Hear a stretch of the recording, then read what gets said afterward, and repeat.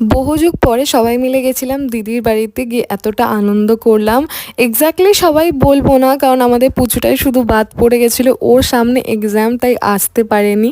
আমাদের যাওয়ার সাথে সাথেই দিদি আমাদের টিফিন দিয়ে দিয়েছিল। তো টিফিন করতে করতে মুটিও চলে এসেছিলো। মুটি আসার পর সবাই মিলে অনেকক্ষণ গল্প করলাম।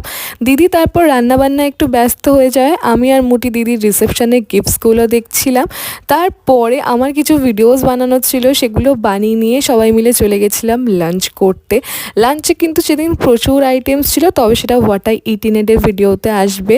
লাঞ্চ করে ওঠার পর আইসক্রিম খেতে খেতে সবাই মিলে বেশ কিছুক্ষণ গল্প করলাম। দেন একটু বিকেল বিকেল হয়ে আসায় দাদা চলে গেছিলো দাদার ফুটবল প্র্যাকটিসে, সাথে সাথে গুড্ডুও গেছিলো। তাই আমরা ভাবলাম আমরাই বা ঘরে বসে কি করব, তাই আমরাও একটু ঘোরাঘুরি করে নিয়েছিলাম। দেন আমি বাড়ি চলে এসেছিলাম। তো বেশ সুন্দর কাটলো দিনটা সবার সাথে। তোমাদের সাথে দেখা হবে আবার পরের ভিডিওতে। আজকের জন্য টাটা।